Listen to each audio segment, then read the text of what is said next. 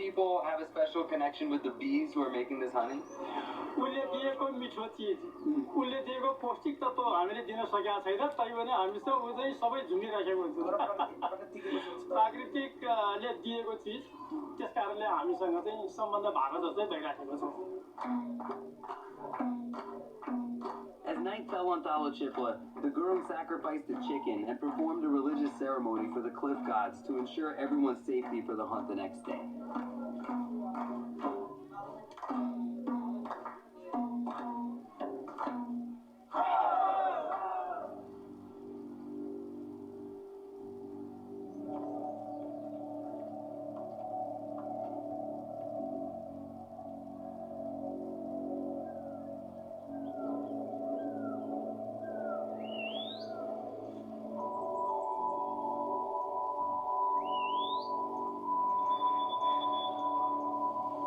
We're at the top of the hill. The bees have already started coming out. Get the bee on your hand. Can somebody swat that off for me? You got that? Thank you. Yeah, where's the hat? Where's my fucking hat? Give me my hat. Everyone's kind of got a makeshift bee mask on, and a couple of guys are cooking up some frogs in there. It seems like it's kind of an event. Everybody's hanging out. There's bees everywhere. As soon as we got to the top of the hill, our camera guy Billy got stung in the back, so I know he probably hates pulling that camera right now because these things hurt. Look at the size of these bees. Like, most want to catch one to show you, but like, look at these fuckers. They're massive. Are you guys expecting a good harvest this year? Larne सबभन्दा टोकी चाहिँ त्यसरी है टोकी कि त्यसरी लाग्छ फेरि हामीले चियामा एक चम्ची हाल्दै खानुपर्छ बिहान बेलुका है त्यसले मान्छेलाई डर बनाउँछ It sounds like you guys use it medicinally, but like this stuff like fucks you up, you know, it gets you high. So do you guys use it recreationally as well? यो खाएपछि मान्छेलाई साह्रै ठुलो भन्ने कुरो हो बारीतिर साइडतिर त्यो गर्दैन Ready? Ready? Yeah, ready. Alright, let's go.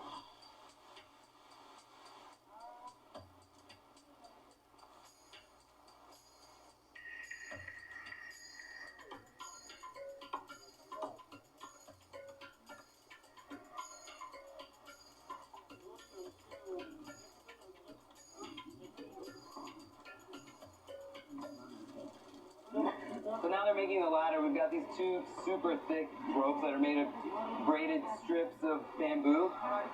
And they basically have like shards of wood with arrowheads carved into either end that they're jamming in. So they're making pretty quick work of it from bottom to top. They've already got a bunch of the rungs in, and they're gonna hang this thing down over the edge.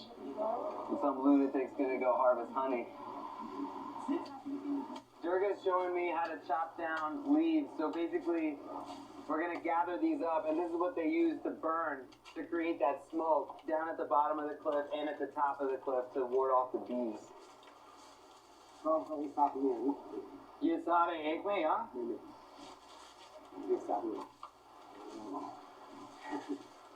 You can see how swole up his hands are right now? It's because he's been stung by bees just relentlessly on his hands. A lot of the guys at the camp have those kind of puffed up hands right now.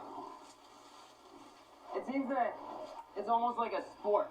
Like everyone has their own role, their own position, and they all have this common goal of harvesting the honey, and everyone sort of rallies around it more like it's a game. But of course there's definitely a very spiritual aspect to it, and they've been doing it for a long, long time. So it's somewhere in between those two things.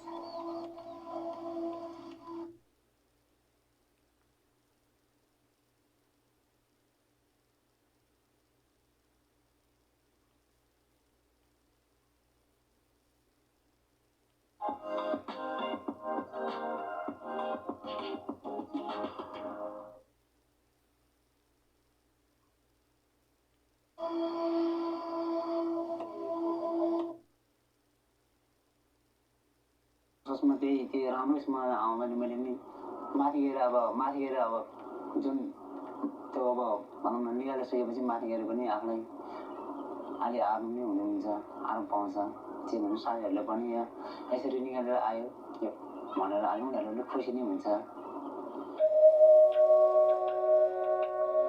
To get to the hives underneath the overhangs of the cliffs, the hunters work in teams. One cuts down the honey while another holds a basket that catches the combs when they fall. It used to be a job for one, but younger hunters are still learning the ropes.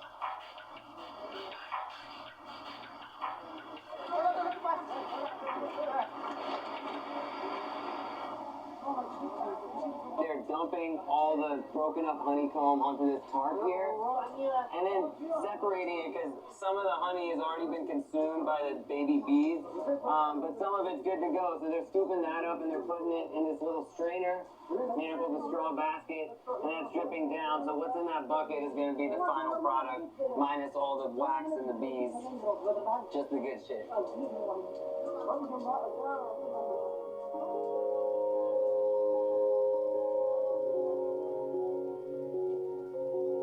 नाम मेरा अशबहादुर। मैले थाहा पाउने त अब 15-20 वर्ष अब बुढा भइहाल्यो, आफू पढ्नु सक्दैन। त्यहाँबाट फेरि अब त्यो घाँस सिकेपछि ऊ छान्ने हिसाब किताबमा कहिले यो गर भनिदिने आफूले नगरे पनि त्यो तरिका अलि राम्रोसित नबुझेर अब धेरै झिक्न सकिँदैन। बखरको ठिडाहरू है जाने त हो, सिकाउने ठिडाहरू।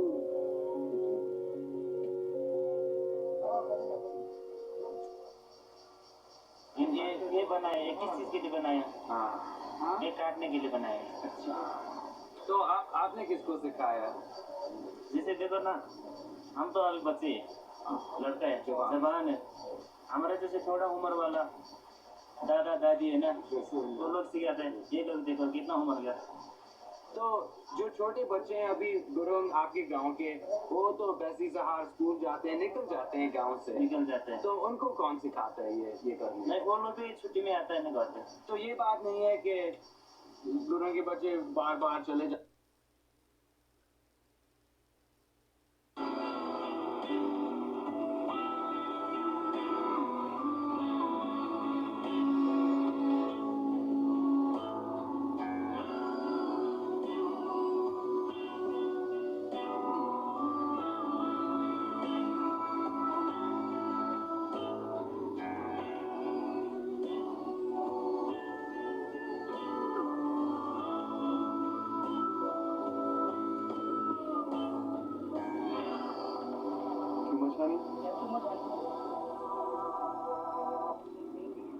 चलेगा भाई। शंभो की जय हो। शंभो कहते हैं?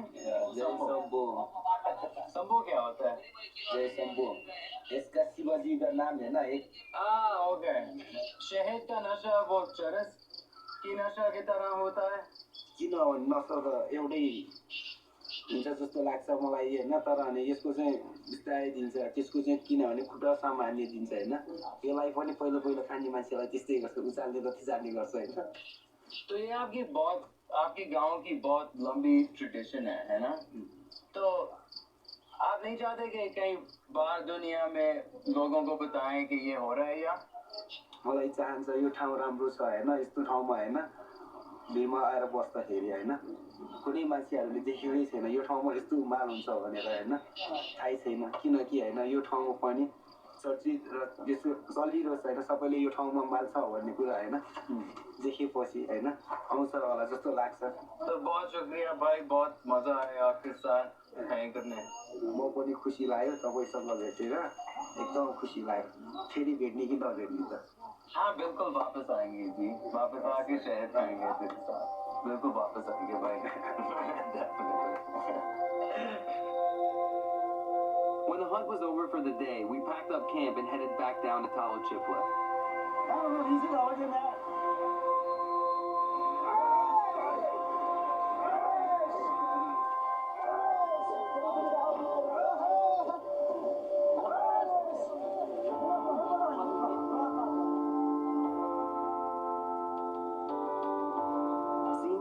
For the hunt, it became clearer what this honey means to the Gurung. It's so ingrained in their way of life.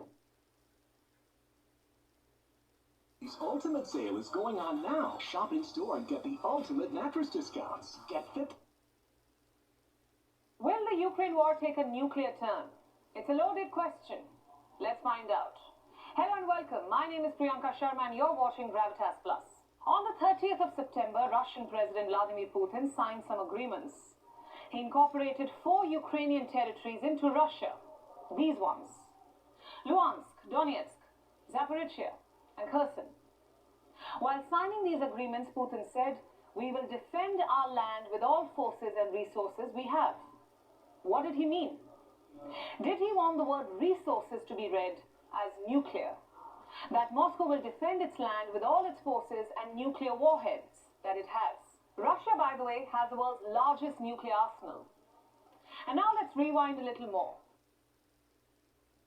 Mr. Beat presents Presidential Elections in American History.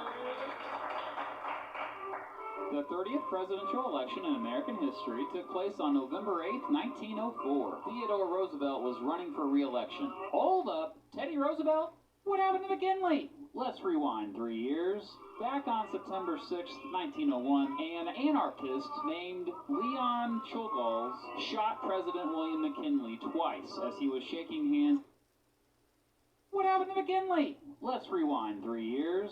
Back on September 6, 1901, an anarchist named Leon Czolgosz shot President William McKinley twice as he was shaking hands at the Temple of Music in Buffalo, New York. The wounds became infected and McKinley died 8 days later. It was after this that the Secret Service provided full-time presidential protection, by the way. Over a month away from the midterm elections, and control of Congress is on the ballot. 538's election forecast shows.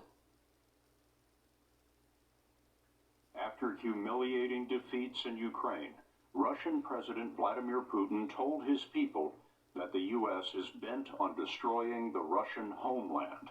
On Wednesday, he drafted 300,000 reservists and threatened nuclear war.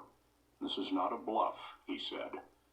Ukraine dominated this past week's annual gathering of the UN General Assembly in New York, attended by President Biden and more than 120 world leaders.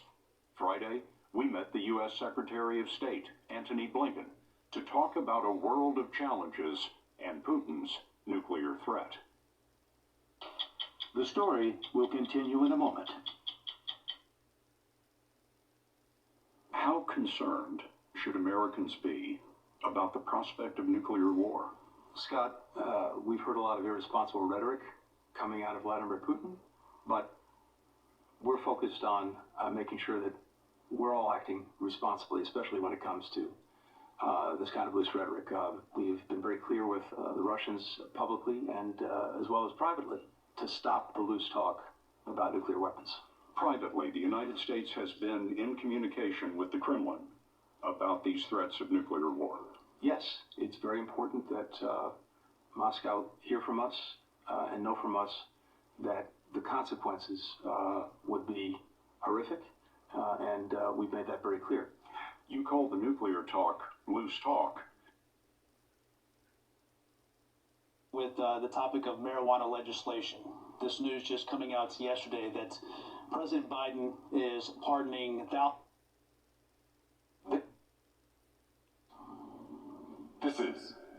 This is Mars Murder Mystery. Mars Murder Mystery.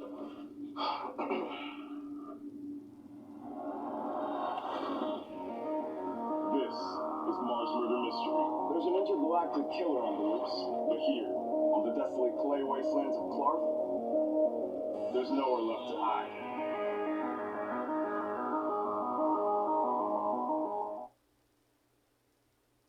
I wanted a career where I can help people. I found myself in public health. Now I'm helping entire communities with public health. I'm empowering people as a community health educator. I'm an advocate for the environment. Find yourself in public health at UW-Milwaukee.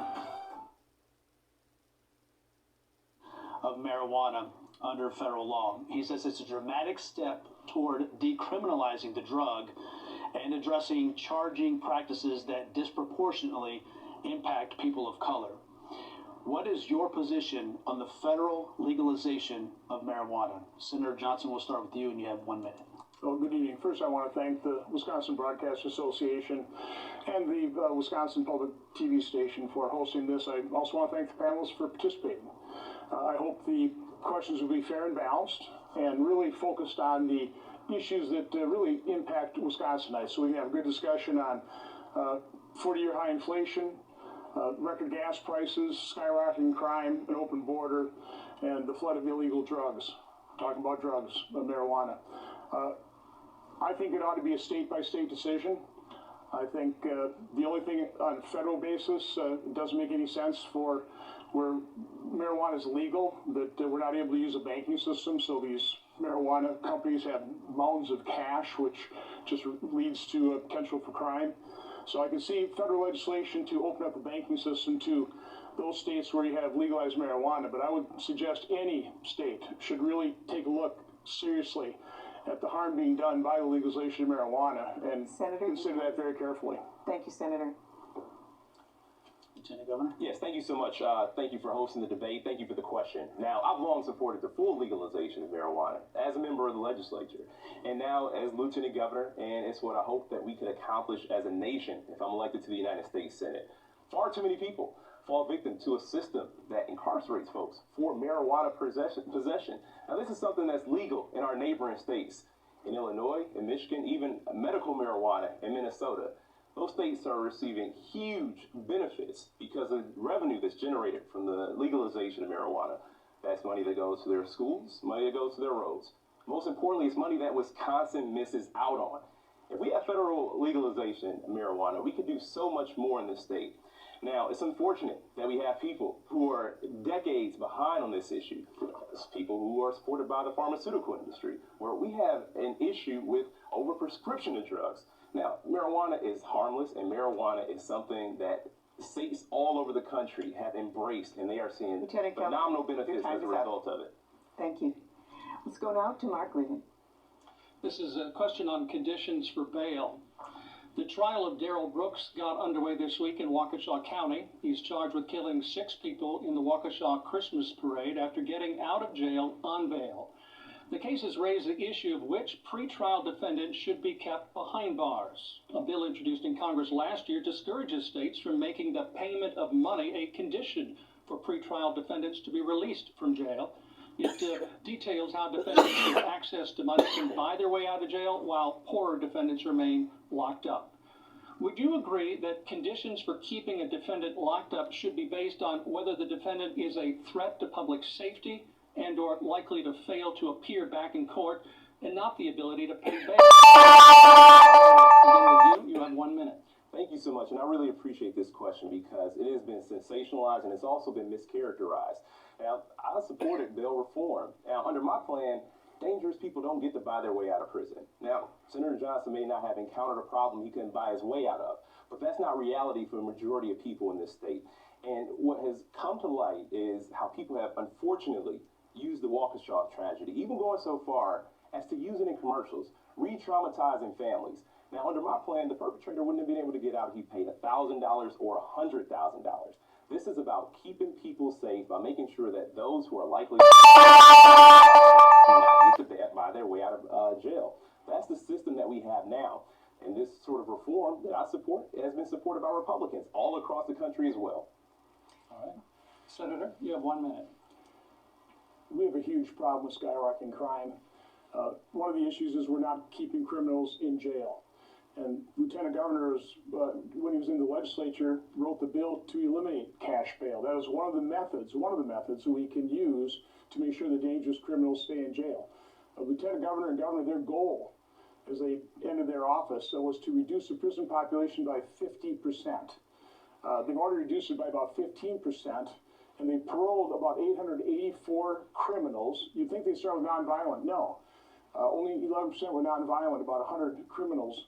The other were violent criminals, including 44 child rapists, 270 criminals who primarily committed or at least attempted murder, and the murders were horrific. So if you want to reduce crime, first of all, you have to fully fund the police, and of course my opponent is opposed to fully funding police budgets, but we need to keep criminals in jail. Senator, thank you. Well, I'd like to. I'm sorry, time is up, and we're going to give you time at the end. If there is something that you feel has been misrepresented, you'll have time at the end in a final question. Thank you. Okay? Thank you. All right, let's go to Monse Ricosa. There's agreement on both sides of the aisle that something about our country's immigration system needs to change, but how is the sticking point, especially as it can affect employment rate in Wisconsin? By the year 2030, it's estimated that the working population in our state will shrink by 130,000 people if we don't have an increase in migration. Would you look at making a path to citizenship more accessible as a solution to our impending employment crisis? You'll have 1 minute. Senator Johnson, we'll start with you. Well, in order to have immigration reform, we have to first secure the border. And we, by and large, had it secured under the previous administration. We'd stop the flow of unaccompanied children and families exploiting our asylum laws. We'd actually even cut in half adult immigration until President Biden took office, and then the border was opened up. We are dealing with about 7,000 people per day being encountered, processed, and dispersed throughout America. It's about 3 million people. It's also opened up our border to the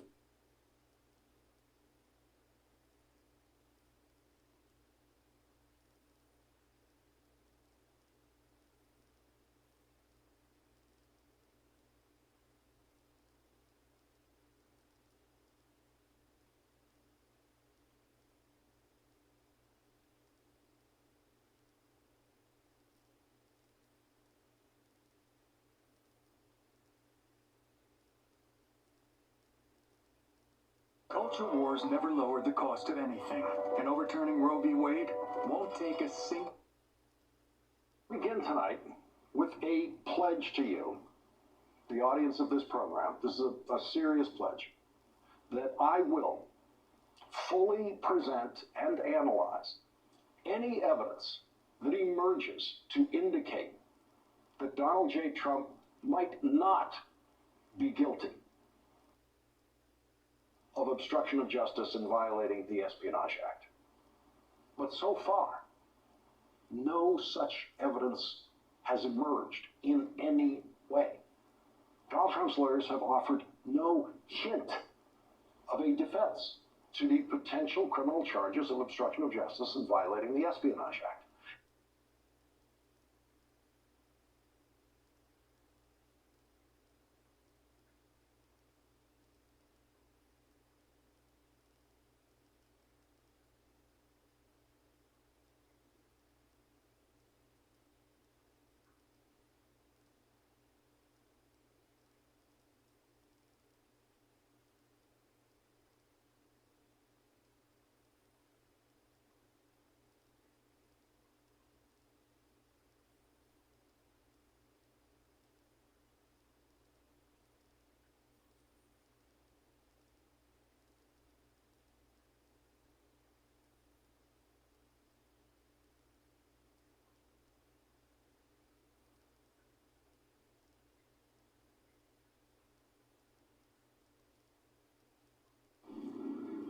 My fellow Americans, tonight I am speaking to you because there is a growing humanitarian and security crisis at our southern border.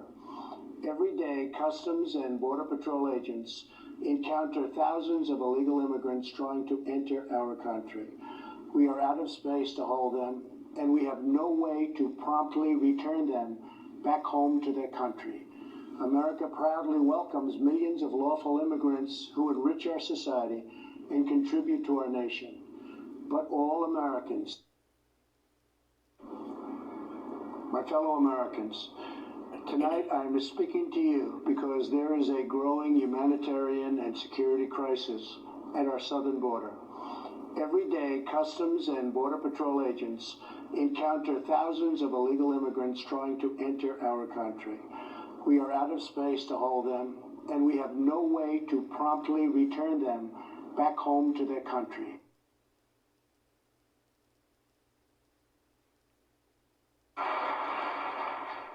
Now, Republicans and Democrats must join forces again to confront an urgent national crisis.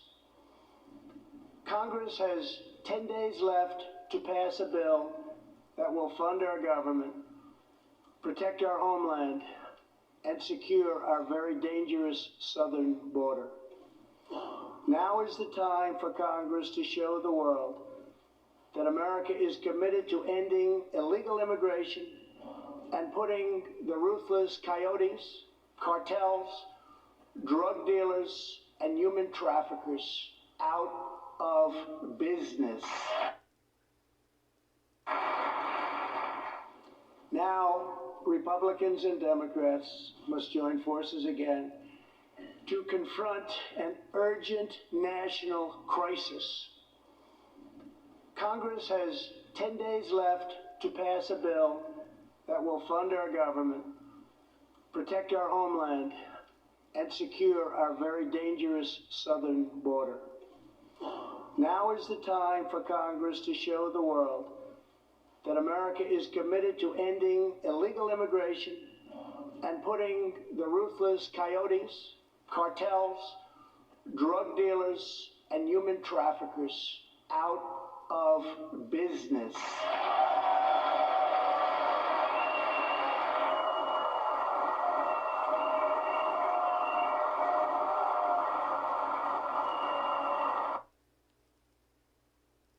Members of Congress, the First Lady of the United States,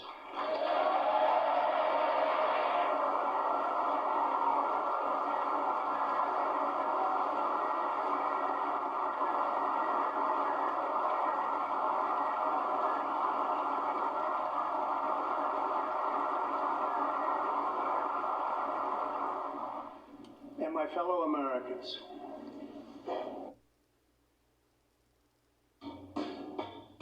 Introducing Discover Online Privacy Protection. Good evening from Hofstra University in Hempstead, New York. I'm Lester Holt, anchor of NBC Nightly News. I want to welcome you to the first presidential debate. The participants tonight are Donald Trump and Hillary Clinton. This debate, your positions, as well as your visions and your values. So, let's begin. We're calling this opening segment Achieving Prosperity, and central to that is jobs.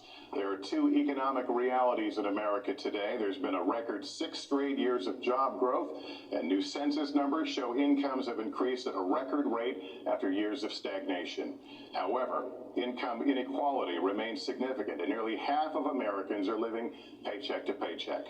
Beginning with you, Secretary Clinton, why are you a better choice than your opponent to create the kinds of jobs that will put more money into the pockets of American workers? Well, thank you, Lester, and thanks to Hofstra for hosting us. The central question in this election is really what kind of country we want to be and what kind of future we'll build together. Today is my granddaughter's 2nd birthday, so I think about this a lot. First, we have to build an economy that works for everyone, not just those at the top. That means we need new jobs, good jobs, with rising incomes. I want us to invest in you. I want us to invest in your future. That means jobs in infrastructure, in advanced manufacturing, in innovation and technology, clean renewable energy, and small business, because most of the new jobs will come from small business. We also have to put into action the plans that will make your life better. Care is concerned and so many other things. I think Hillary and I agree on that. We probably disagree a little bit as to numbers and amounts and what we're going to do, but perhaps we'll be talking about that later. But we have to stop our jobs from being stolen from us. We have to stop our companies from leaving the United States, and with it, firing all of their people. All you have to do is take a look at Carrier Air Conditioning in Indianapolis. They fired 1,400 people. They're going to Mexico. So many, hundreds and hundreds of companies are doing this. We cannot let it happen. Under my plan, I'll be reducing taxes tremendously, from 35% to 15% for companies, small and big businesses. That's going to be a job creator like we haven't seen since Ronald Reagan. It's going to be a beautiful thing to watch. Companies will come, they will build, they will expand, new companies will start, and I look very, very much forward to doing it. We have to renegotiate our trade deals, and we have to stop these countries from stealing our companies and our jobs. Secretary Clinton, would you like to respond? Well, I think that trade is an important issue. Of course, we are 5% of the world's population. We have to trade with the other 95%. And we need to have smart, fair trade deals. We also, though, need to have a tax system that rewards work and not just financial transactions.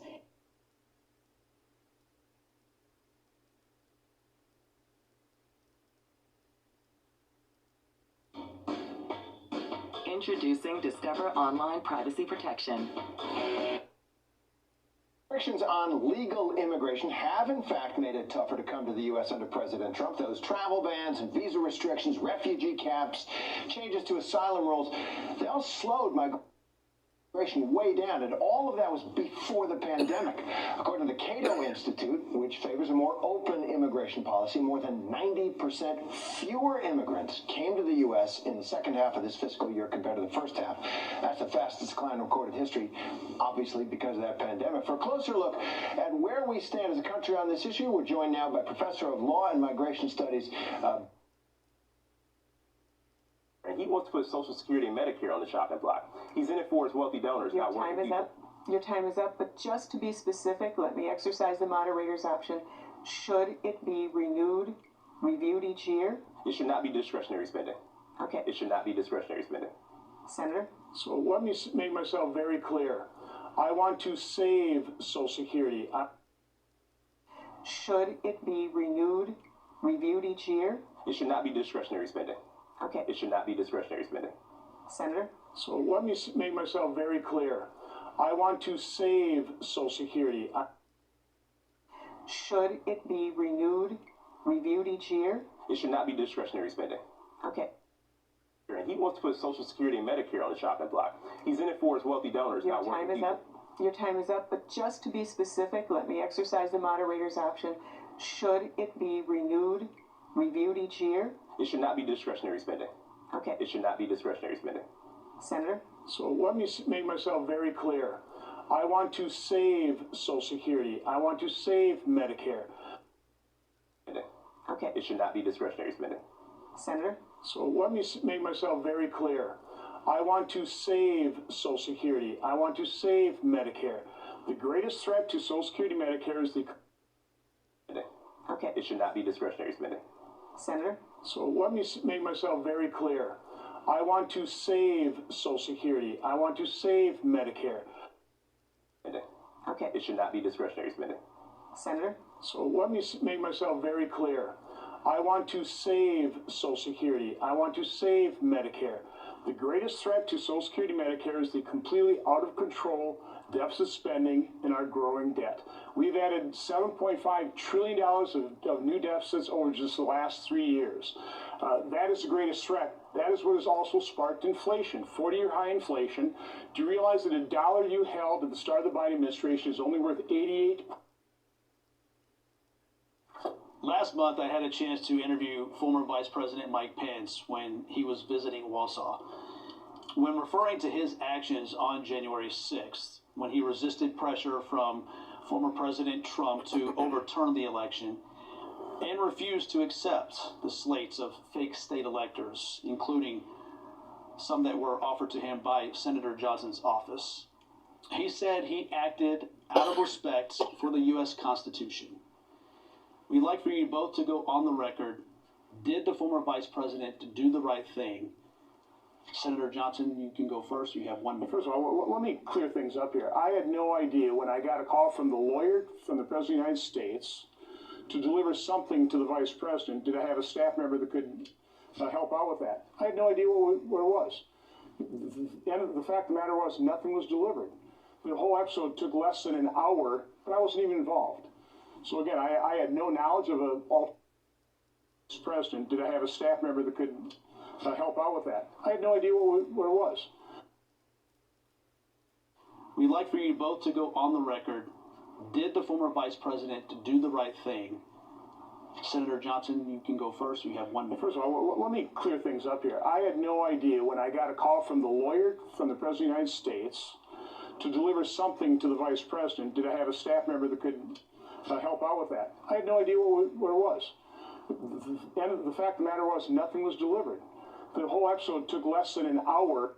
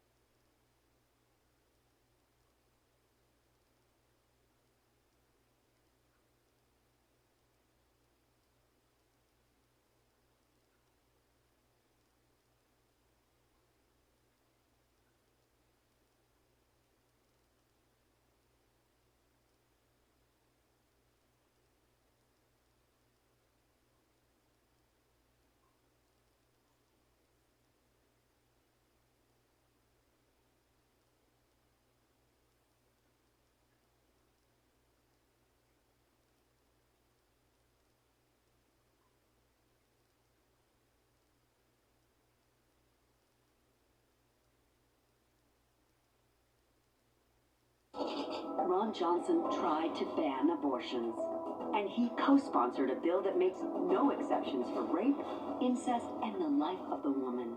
And Johnson said if women don't like a law, they can move. Because that defunded the police effort, it was very difficult to recruit. I'm sure he didn't have the same interaction with the 140 officers that were injured during the January 6th insurrection. One officer was stabbed with a metal stake, another crushed between a revolving door, another hit in the head with a fire extinguisher. So when we talk about respect for law enforcement, let's talk about the 140 officers that he left behind because of an insurrection that he supported. So let's talk specifically about what you would do at the national level regarding abortion. The senator called the overturning of Roe versus Wade a victory. He celebrated the Dobbs decision, and he said that if women don't like the laws of their state, like the 1849 criminal abortion ban we have here, he said they can move. I can't think of a more callous, out of touch, or extreme position to take. If I were in the U.S. Senate, I would absolutely vote to codify Roe versus Wade to protect the right to an abortion and the right to choose into law once and for all to protect women's rights. By the way, the most extreme position here would be no limits on abortion whatsoever, allowing abortion right up to the moment of birth, which is what the lieutenant governor supports. So what I've recommended is let we, the people, decide with a one-time, single issue referendum that asks the decision that we need to come to a decision on, which is at what point does society have the responsibility to protect life in the womb? Ask the decision that we need to come to a decision on, which is at what point does society have the responsibility to protect life in the womb? The matter was, nothing was delivered. The whole episode took less than an hour, and I wasn't even involved. So again, I had no knowledge of an alternate slate of electors. I voted to confirm, but not to disallow any of President Biden's electors.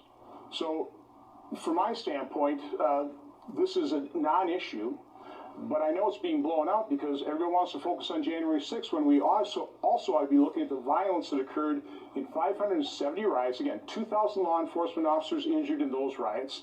A couple dozen people lost their lives, including 2 in Kenosha, because the lieutenant governor and the Governor Evers didn't provide the type of manpower to quell those riots.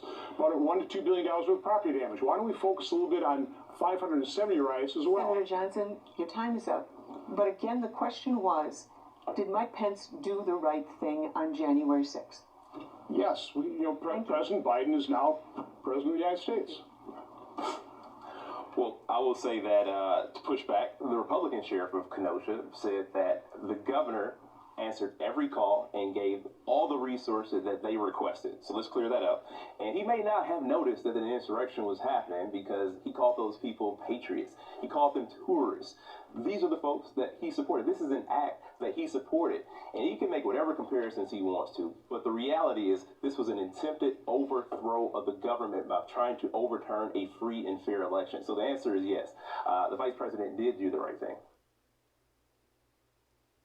So much at stake, including safe drinking water for our families.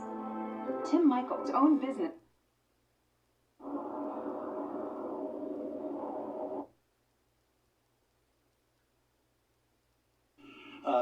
It's a little less of a lift now. Normally, if we were here with normal times, there'd be 900 of you probably in this audience. But with coronavirus,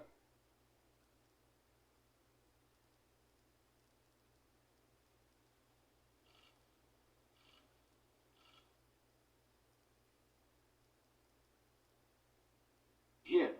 What happened? What did the president say? He said, don't worry, it's going to go away. Be gone by Easter. Don't worry. The warm weather. Don't worry. Maybe inject blue.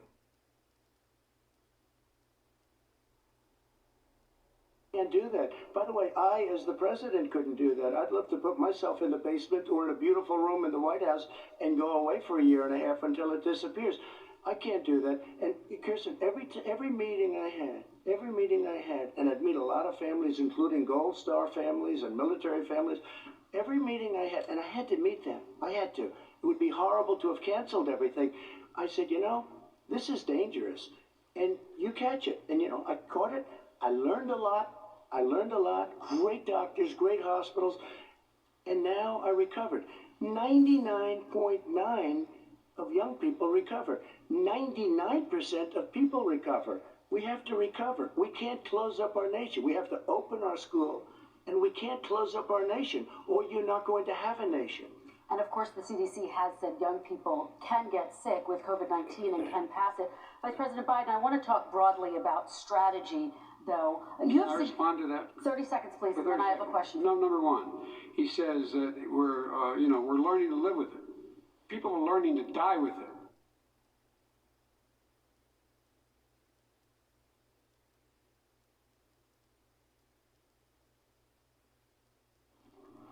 Good evening from Hofstra University. Move you along to taxes. All right, we're going to move you both along to taxes over here and all these folks that have been waiting. Governor, this question is for you. It comes from Mary Polano. Sorry. Hi, Mary. Governor Romney, you have stated that if you're elected president, you would plan to reduce the tax rates for all the tax brackets, and that you would work with the Congress to eliminate some deductions in order to make up for the loss in revenue. Concerning these various deductions, the mortgage deduction, the charitable deductions, the child tax credit, and all manufacturing to America, we're going to get through a very aggressive energy policy, 3.5 million more jobs in this country. It's critical to our future. We're going to move you along to taxes. We're going to move you both along to taxes. Gasoline would not be $4 a gallon. Well, think about what the governor just said. He said, when I took office, the price of gasoline was $1.80, $1.86. Why is that? Because the economy was on the verge of collapse. Because we were about to go through the worst recession since the Great Depression, as a consequence of some of the same policies the Governor Romney is now promoting. So it's conceivable that Governor Romney could bring down gas prices, because with his policies, we might be back in that same mess.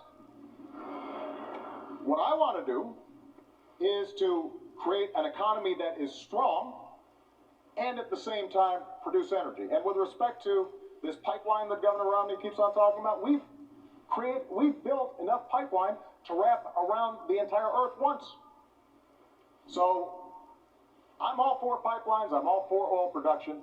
What I'm not for is us ignoring the other half of the equation. So for example, on wind energy, when Governor Romney says these are imaginary jobs, when you've got thousands of people right now in Iowa, right now in Colorado, who are working, creating wind power, with good paying manufacturing jobs.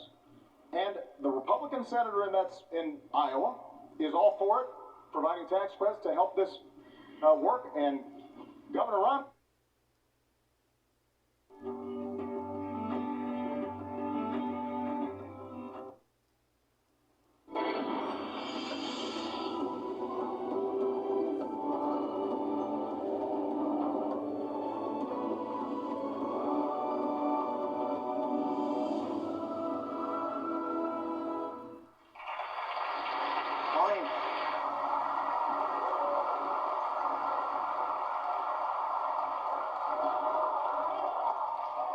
Thank you. Good morning. I was there listening to the wonderful speakers. And one of the four who were rejected, today he's my chief staff. He's been working in the police for 20 years. He's an excellent policeman, but when we talk about this, he always say, well, the day when we apply for being a policeman, you were rejected, they feel very proud. But they say, hey, Jack, you don't have a chance. And the second thing I remember very well in Hangzhou, the first 4-star hotel in my city was built. My cousin and I waited for 2 hours and a half in a very hot summer in order to apply a job being a hotel waiter. After interview, my score was much better than my cousin. After interview, my cousin was accepted and I was rejected. Reason is he was taller and more handsome. 30 years later, today, he is still working in that hotel in a lingerie room. And I changed my life. And the other thing is, it's true, 24 of my friends, we went for applied job in a KFC. And 23 accepted. I was the only guy rejected. I don't know why, but they say, you don't have it. So I thought, maybe the God said you should do things yourself. Because I get used to be rejected. Even to today, most of the times when we fail, when we did not achieve something, I say, well, get used to it. We are the people, have to learn. We get used to being rejected. We get used to the days nobody comes to help us, support us. We should not get used to be successful. When we succeed on something, we always feel very proud and honored and thankful. Even in 1999, Joe and I, our CFO and vice chairman, and we took him to Silicon Valley and asked for venture capitalist support. We were rejected by more than 30 venture capitalists. People even did not want to listen to we talk. They say, hey, you 18 guys, none of you guys have a high resumes. None of you guys, Joe is, he graduated from Yale.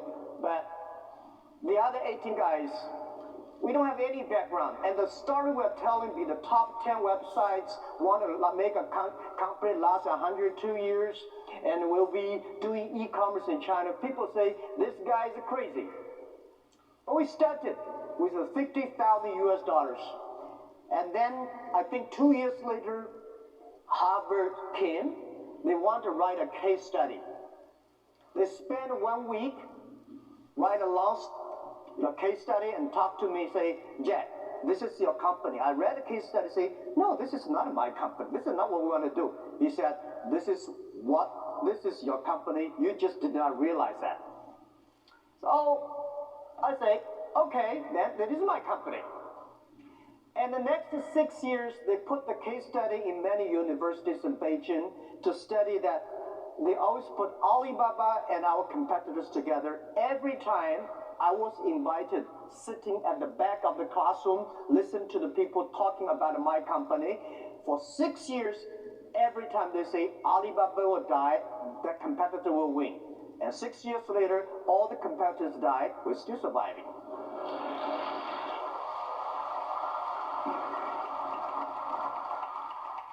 The reason we do that, not because we're expert of internet.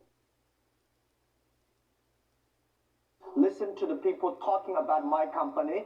For 6 years, every time they say Alibaba will die, that competitor will win. And 6 years later, all the competitors died, we're still surviving.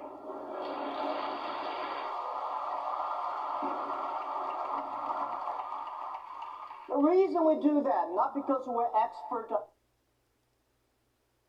12-year-old girl can't legally drive a car. At 12, she can't even vote. But if this little girl were tragically raped or a victim of incest and became pregnant, radical Tim Michels would force her to deliver the baby. He said it's, quote, not unreasonable for the state government to mandate rape victims to give birth. Would it be unreasonable if he were forcing this on you? Let him know on Election Day.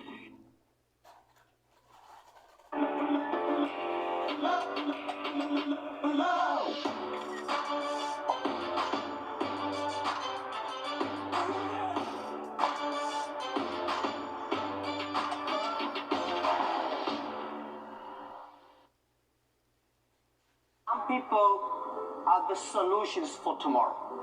Young people are the solutions for all the worries. Young people, if you stay with them, you will be full of energetic.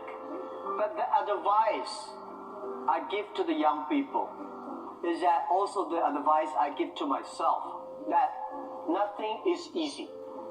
Nothing is free. If you want to be successful, you have to pay the price. Alibaba, 18 years to today's size. Yeah, we are lucky, but we work much harder than most of the people. We never sleep well and sound in the evening. I traveled last year 867 hours a year in the plane. I'm working hard, my team working very hard. 18 years, we work like a normal company, 70 years, day and night. Nothing is free. Nothing is easy. You have to think different. You have to do different. Early days in my company, when some ideas come to my desk, Jack, this is a great idea, and I look at everybody. Everybody say it is a good idea, I normally throw into the rubbish. Because everybody say it is good, then all the other people think good. If everybody say this is going to be very tough, I'm very interested in that tough question. And I pick up and say, how can we do it in a different way? This is to be unique, to be different. And third, this is my advice, and this is also I'm telling myself every day. Today is very tough. Tomorrow is more tougher. The day after tomorrow is beautiful, but most people die tomorrow evening. You have to work very hard. Every tough days, every tough situations, problems you meet, that is the training of yourself. When you graduate your school, you just start your career of learning. When you got a PhD diploma or bachelor diploma, this is just a certificate your parents paid the tuition for 4 years. Your real challenge is when you leave the college, the real life starts. The real exam starts. The real test starts. That's life. One thing you are lucky, as I said, if students cannot survive, 99.9% of people in the world cannot survive. Only you have this confidence, you will be able to face the challenge of future. If you 20 to 30 years old, please find a good boss, not necessarily a good company. Learn from the boss, learn how to do it. When you are 30 to 40 years old, try to do something yourself, if you really want to try. When you are 40 to 50 years old, do things that you are good at. After 20 years of learning, you should do something you're good at. When you are 50 to 60 years old, spend time supporting young people. When you are over 60 years old, spend time with your grandchildren. That is normally a lot of people like that. when you're a graduate, when you're just in the university, don't think about, I want to resign from the school and be another Bill Gates, because Bill Gates left Harvard. There's only one Bill Gates in the world. When you graduate, find a company. Most important, find a good boss that can train you, discipline you, tell you what is good and right. It's more important than a good company. Of course, a good company, a good boss, even better. And then continue your life. It's all about the partner.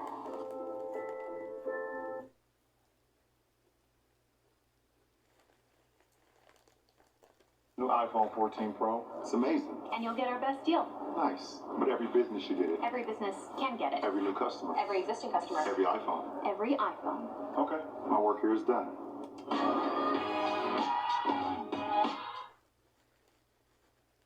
For that to happen, they say Democrats need to diminish their losses here in November, winning back voters in places like Clark County, where there's been a more than 40-point swing toward Republicans since 2008. It's showing up. It's showing up. It's about showing up. The chair of the state party's rural caucus saying the candidates have more work to do. There's a code, there's a language that rural people like. Primary now in the rear view. Now the focus is on the general election, and a new Marquette Law School poll is out today. Fox 6's Gabrielle Mays joining us from the university downtown. And Gabby, the big focus, of course, on the governor's and the senator race. Yeah, those are the two big polls. And here's the deal. Evers, Michaels, Johnson, and Barnes. Those are the four names that you as a voter, you're going to have to remember, or if you don't, you'll remember them because we've seen those campaign ads over and over again. So you'll know by the November election. So the other thing that you have to decide is who you're going to vote for. The latest Marquette Law School poll kind of gives us an idea of how voters are going to vote. Voters will have a big decision to make this fall. Will Democratic Wisconsin Governor Tony Evers keep his job, or will Republican candidate Tim Michels be the state's newest governor? It's a very close race. And it'll likely stay that way leading up to and into the general election. The latest Marquette Law School poll found among registered Wisconsin voters, 45% support Democratic Governor Tony Evers, while 43% support Republican Tim Michels. Independent candidate John Beglinger has 7% support and 5% are undecided. Evers and Michels shared their thoughts on Twitter. Evers says, in part, Tim Michels is far too extreme and dangerous for Wisconsin. We can't let him win. Michels' campaign manager says, in part, Tony Evers is in trouble. Tim Michels was at 0% in the polls in April and has been underestimated ever since. The U.S. Senate race between Lieutenant Governor Mandela Barnes and Senator Ron Johnson is a bit different. Senate race is not as tight as it was. The Marquette Law School poll found among registered Wisconsin voters, 51% support Democrat Mandela Barnes, while 44% support Republican Ron Johnson. On Twitter, Barnes says, in part, people are... race is not as tight as it was. The Marquette Law School poll found among registered Wisconsin voters, 51% support Democrat Mandela Barnes, while 44% support Republican Ron Johnson. Wisconsinites already voting. One of the names that will appear on your ballot is dropping out and backing his competitor. Alex Lasry was running in the Democrat primary for U.S. Senate. Now he is out. Our Jason Calvi joins us live with why. Well, Steph, he tells me he had no path forward, that it really wasn't in the data, that the data was not showing that he was going to win this Democratic primary. But it's less than 2 weeks before that primary, and as people are already early voting, his name will still be on your ballot. As Wisconsin casts early votes. I'm shocked. I just voted for them. Alex Lasry ends his 17-month run to be Wisconsin's U.S. Senator. I don't think that we lost. Mandela won. He's backing his former competitor, Lieutenant Governor Mandela Barnes. When we realized there was no pathway forward to win, this became a simple decision. And it was made easier knowing by the person that I was getting behind. This year we have the chance to finally get rid of Scott Walker, one of the worst senators that this state has ever had. No, former Governor Scott Walker is not in this race. If Barnes wins the August 9th Democratic primary, he'll actually go up against Republican Senator Ron Johnson in November. A June Marquette poll had Barnes just a few points ahead of Lasry, with Wisconsin Treasurer Sarah Godlewski behind them. Lasry pumped more than $12 million of his own dollars into this campaign, including some in recent weeks. Was there some opposition research that maybe led you to say, I got to get out of this race now, protect my family? I knew those were people that love this country, that truly respect law enforcement, would never do anything to break a law, and so I wasn't concerned.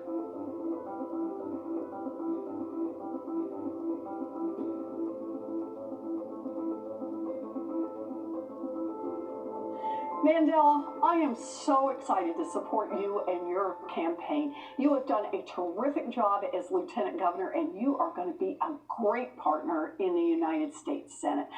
So we got to get rid of Ron Johnson. Can you tell us a little bit about what's at stake? Yes, and thank you so much, Elizabeth. I'll say this. The bottom line is that Ron Johnson is looking out for himself and wealthy donors, not the working people of Wisconsin, and that's what we're all frustrated with. And we'll just let the senator speak for himself here. I mean, just listen to what he said about funding child care. People decide to have families and become parents. That's something they need to consider when they make that choice. I've never really felt it was society's responsibility to take care of other people's children. Wow. This one is personal for me, Mandela. Here's a card-carrying member of the Party of Family Values saying that American families are just out there on their own.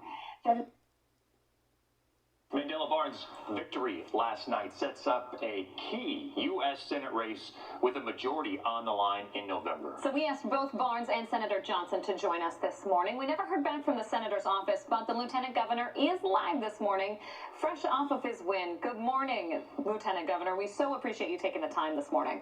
Well, good morning. Thank you so much for having me. Really excited to be here with you. How are you feeling after last night? We feel great. We did exactly what we set out to do, and that's to build a broad grassroots coalition across the entire state of Wisconsin, one that is ready to take on and defeat Ron Johnson, to truly bring opportunity, especially the people who've been left behind, the people who've been forgotten. That's what this is about. It's about our moment. It's about sending Ron Johnson packing. But Senator Ron Johnson raised $7 million between April and June, far more than you did, so how can you compete with that? Well, absolutely. And, we were still in primary. Ron Johnson's an incumbent. But I can tell you, the grassroots fundraising that we've seen in the last week alone, raising $1.1 million, we are on track to be competitive with Senator Johnson, and we will have the necessary resources. And according to the latest Marquette poll, despite Ron Johnson having raised more money than us and having spent more money than us, we were still beating him and also beating him with independent voters. And Ron Johnson is just being rewarded by the special interests that he stood up for his entire time in office. So it's no surprise that he had that sort of fall, given the fact that he has stood up for his wealthy donors and he stood up for big pharma, big oil companies, and they're just paying him back. Let's talk about that independent vote. Obviously, a bit of a switch in strategy as you move into the general election here. How do you plan to win over independent voters while also keeping your base? I'll be honest, our message is the same. We set out from the very beginning, fighting for working class values. This is about rebuilding the middle class. During the primary, we set out on our Barnes for Barnes tour, showing up in rural communities, had a roundtable discussion. It's Juneteenth. This is Juneteenth. Yeah, hey, this is Juneteenth. They want to talk about property. Lieutenant Governor Mandela Barnes, not happy with questions from Fox 6. He stormed out of an interview after being asked about his unpaid property taxes. Our Amy DuPont was the one asking those tough questions today. She joins us live now in the newsroom with the rest of the story. Well, I'd reached out to the Lieutenant Governor personally and to his spokesperson on Monday and asked for an on-camera interview. His spokesperson set it up for today, but the Lieutenant Governor clearly not pleased when that interview got underway. Lieutenant Governor Mandela Barnes. The Lieutenant Governor calls stories about his delinquent tax bill ridiculous. I don't even know how that became a story. And most people I know actually have a balance and check us in the mail. It's simple as that. That was blown way out of proportion. On the city's website are copies of 3 tax bills addressed to Mandela Barnes. 2 are marked delinquent. According to city records, the Lieutenant Governor hasn't paid the 2018 property taxes on his Milwaukee condo. With interest and penalties, he owes $2,225.43. Barnes told us the money is on its way. If the check is in the mail, typically takes a little bit of time for the mail to get to the treasurer's office. This isn't the first time Barnes has been late on a payment. In June, a newspaper reported that a Milwaukee municipal judge found Barnes guilty of not paying 3 parking tickets and fined him $108. He missed the 2-month deadline to pay. Barnes paid the fine after learning the newspaper was looking into it. If I realized there was parking tickets there, I would have been paid, but it's a parking ticket. As for his property taxes, the most recent delinquent bill is due June 30th. Check is in the mail. Thanks, Amy. 11 days away. It's Juneteenth. This is Juneteenth. Yeah, hey, this is Juneteenth. They want to talk about property taxes. Now the bill, Barnes.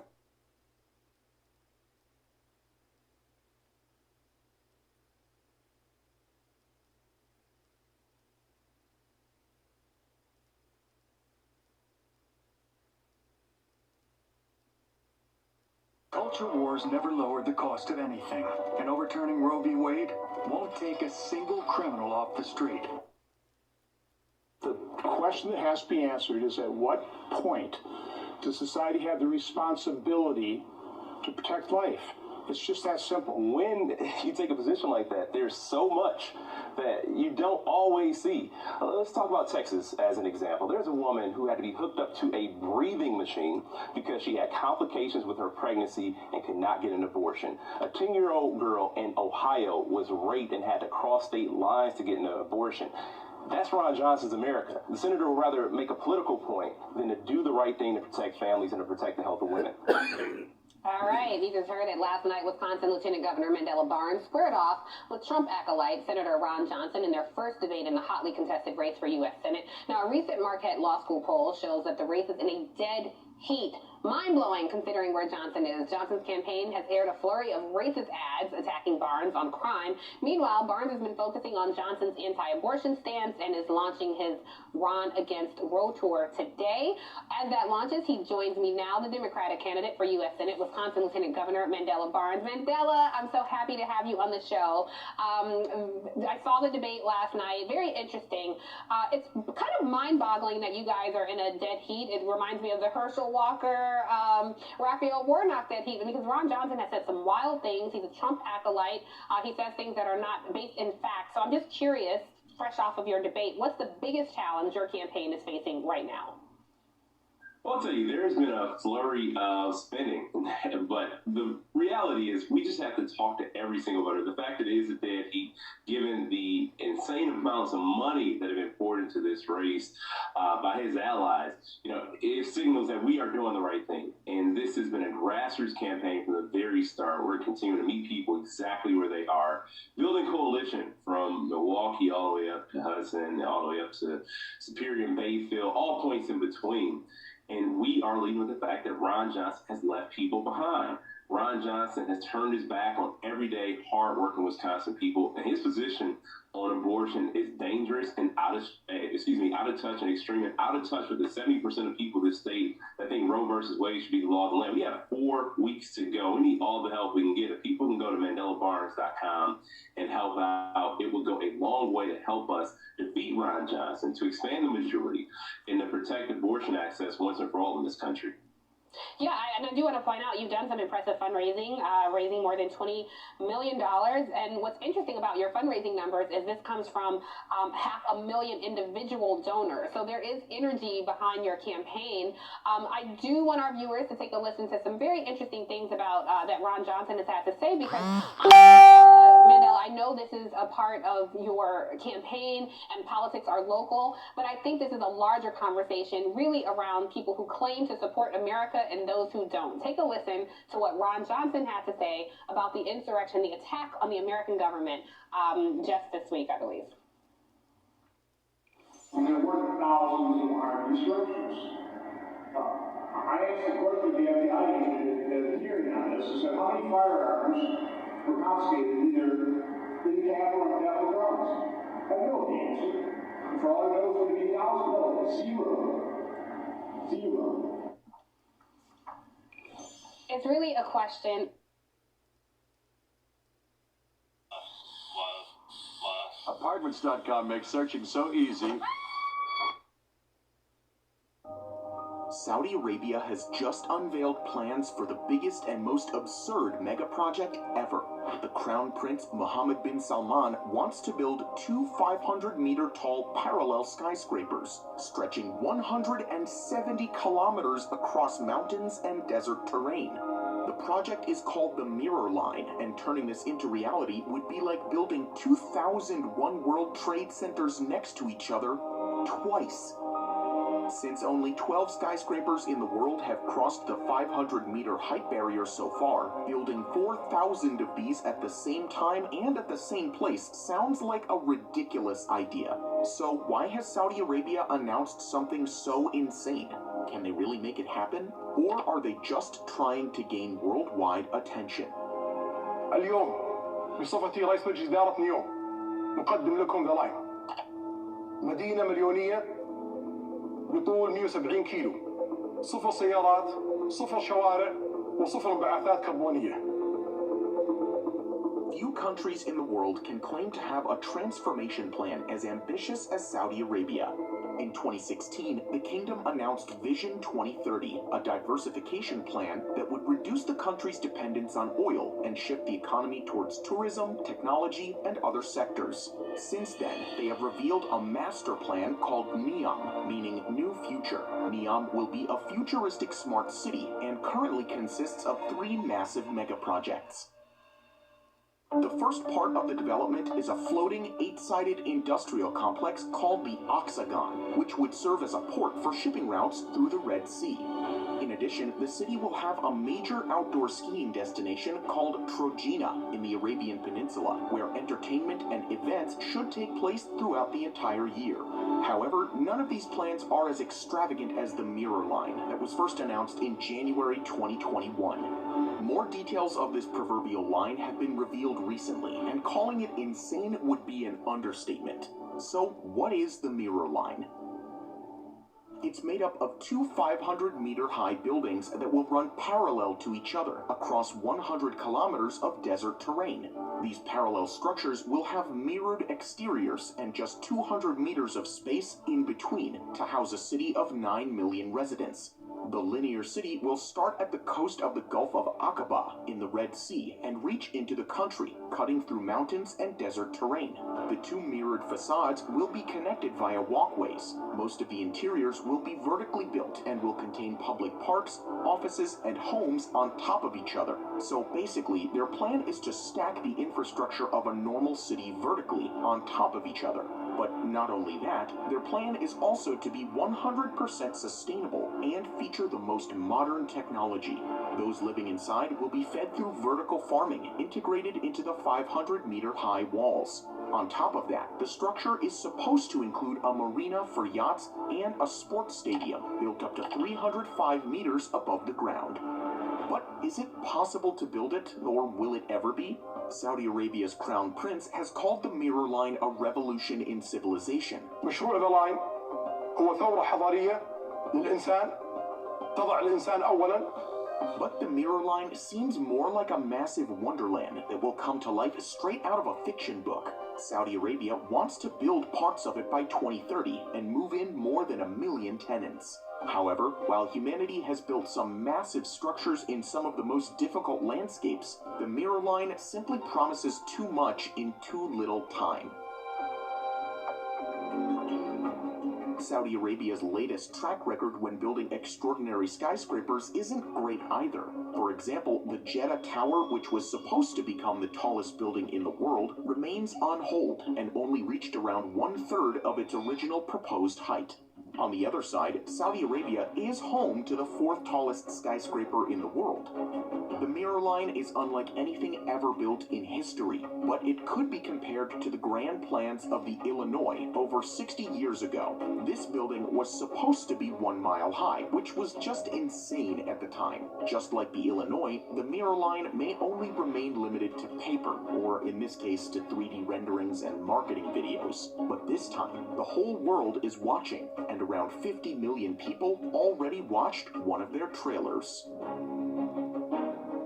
So why does Saudi Arabia propose something so extraordinary when the promises most likely can't be met? Ever since Mohammed bin Salman took over the affairs of the country, Saudi Arabia has gone on a drive to rebrand its image. Projects like the Mirror Line are a part of that rebranding effort and are guaranteed to attract international attention. Saudi Arabia wants to be seen as a country that has much more to offer, and they want to diversify the economy towards tourism. But as of now, most visitors to the country make the trip for pilgrimage.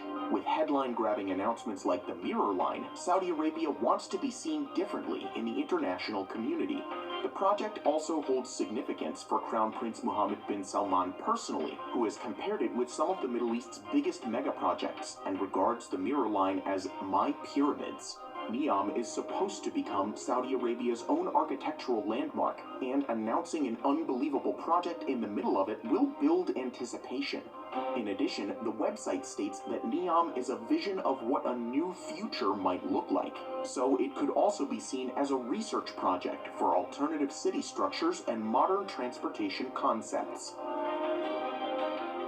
With the announcement of the Mirror Line, Saudi Arabia has successfully gained international attention. However, most responses haven't been positive. Many questions are left unanswered.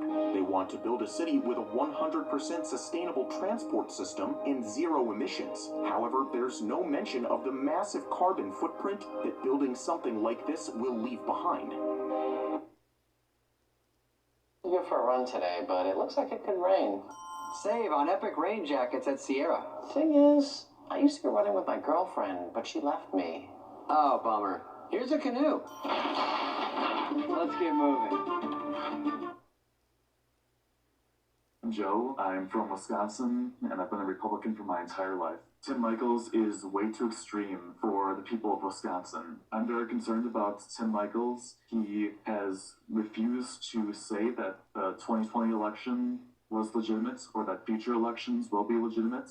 Tim Michels supports no exceptions for rape, incest, and that is unacceptable.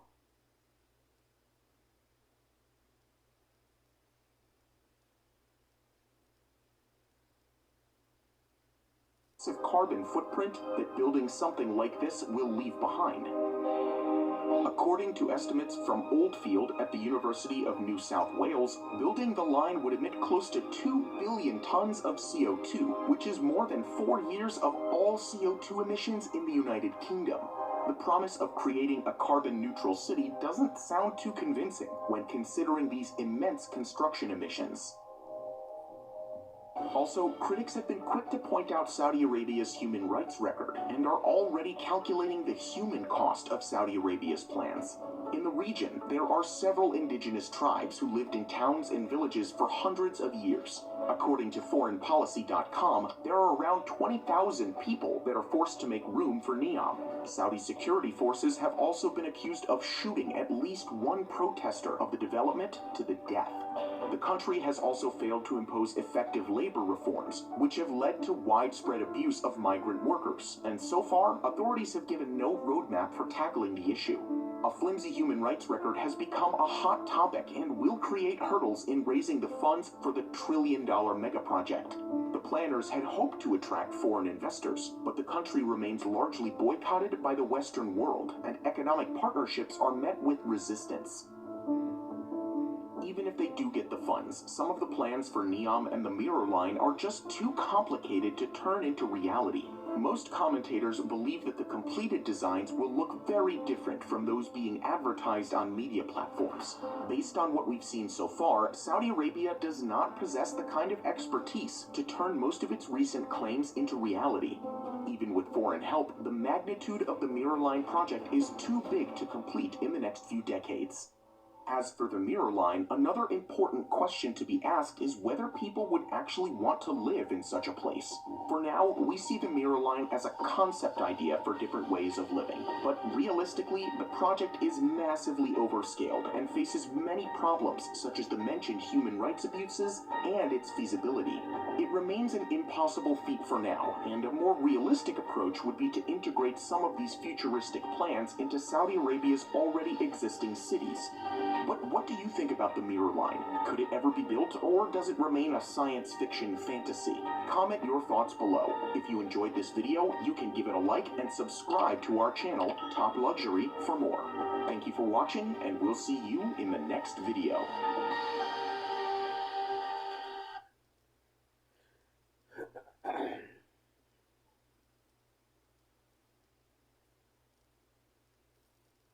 Ready to sell your car? Just enter your info on CarMax.com and get a real offer in votes or less. Yeah, it's that easy.